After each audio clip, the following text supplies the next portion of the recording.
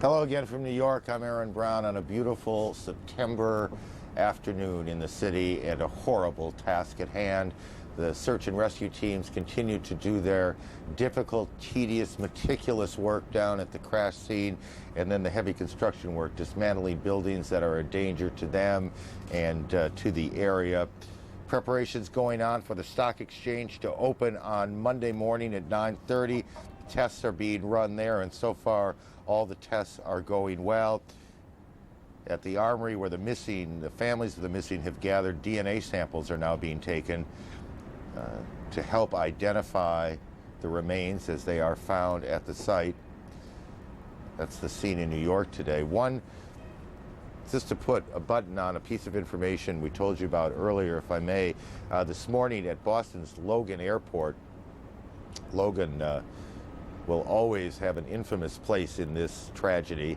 A man was pulled off a Delta Airlines flight headed for Atlanta because officials said he was behaving in a rowdy and suspicious way. The man, described as vaguely Arab-looking, kept changing seats in first class. Police have now investigated that situation and have determined the reason the man kept changing seats in first class is he wanted a better seat. He's been released. It gives you an idea of how edgy things are after this extraordinary tragedy. To Washington, Judy, good afternoon. Good afternoon, Aaron. You're right. A lot of us are jumpy right now, and for many different reasons. Some of them good ones and some of them not so good.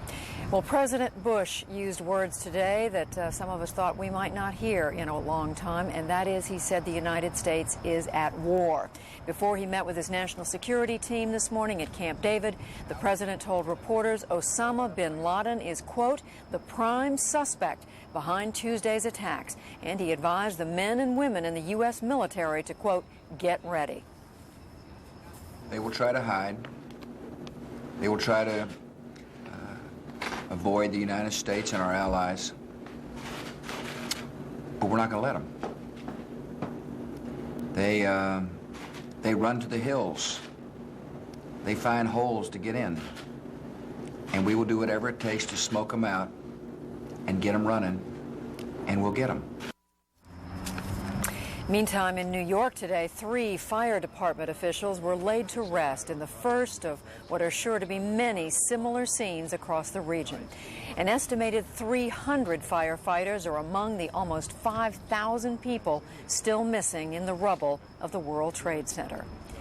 Here in Washington at the Pentagon, officials said today they have recovered more bodies from that building's damaged area. But workers in other parts of the Pentagon are moving forward with their duties.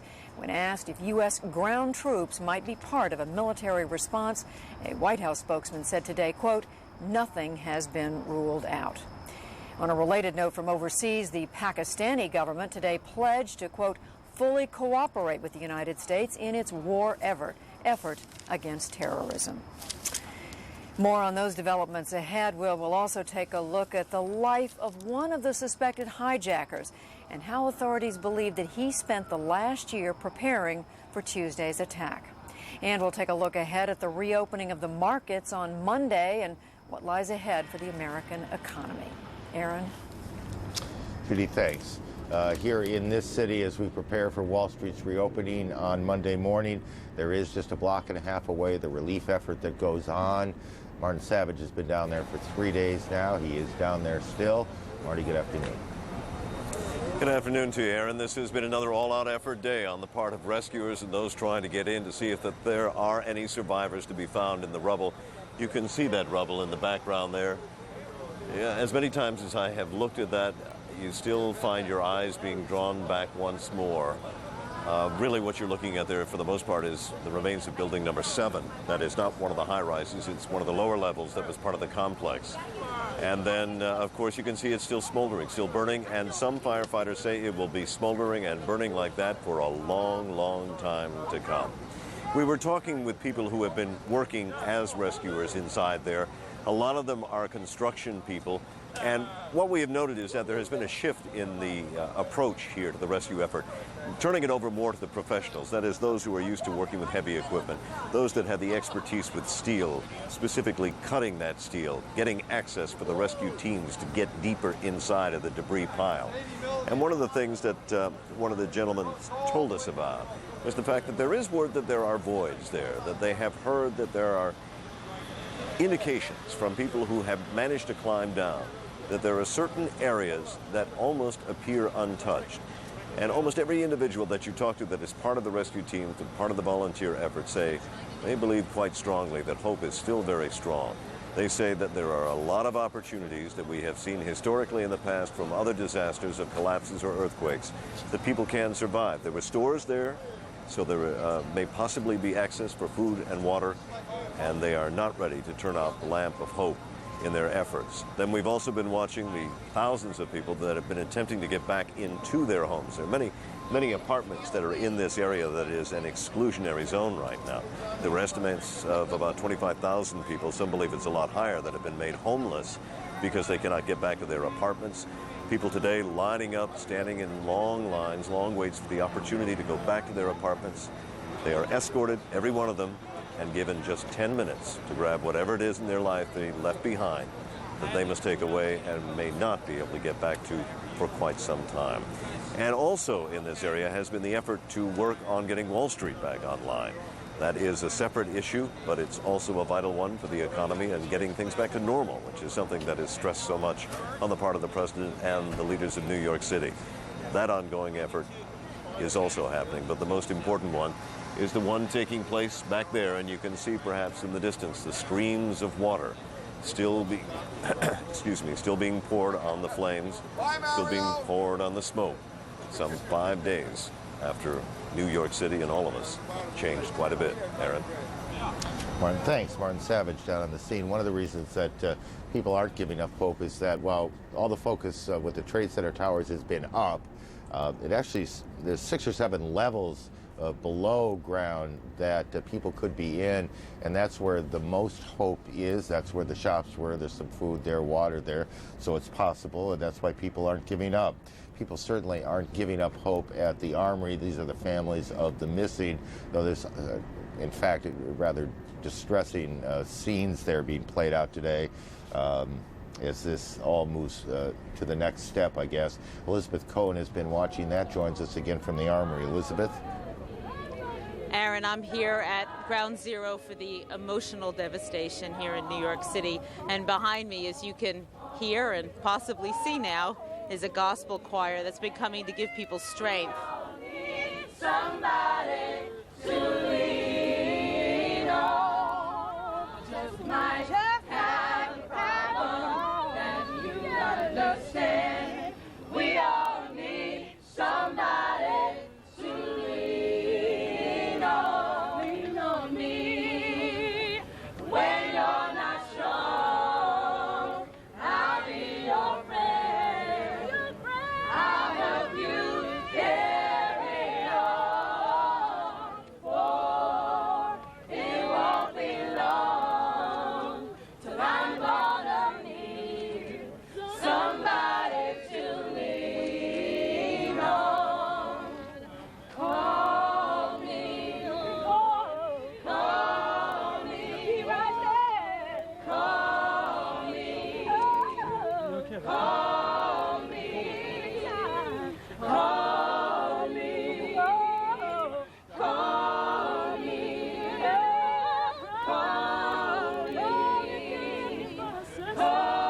call me, call me, call me, call me, I believe I can touch the sky. In this group of people singing are just ordinary citizens who've been so horrified by what's happened. Also, I see some Salvation Army workers who are just in tears. They must have been through an incredible amount in the past couple of days. They've been bringing food and water, counseling people. I also see some people in the back who have the posters that people have been giving out and hanging up all over the city.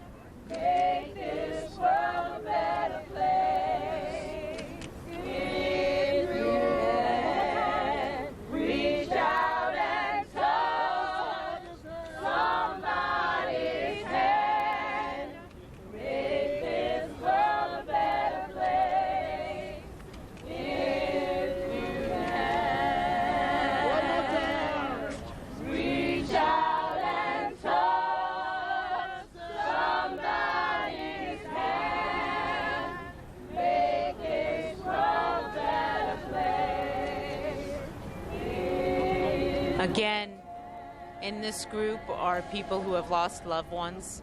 There are just ordinary citizens who came down to share their sadness. This has become just a natural gathering place, this corner of East 26 in Lexington. I also see several aid workers and counselors. You can imagine the stress that they have been through. They're now asking for requests from the crowd. I heard God Bless America, I heard Amazing Grace. But again, back to these counselors, I see several of them in the crowd. You can imagine in the Armory, they've had more than 3,000 people come in there.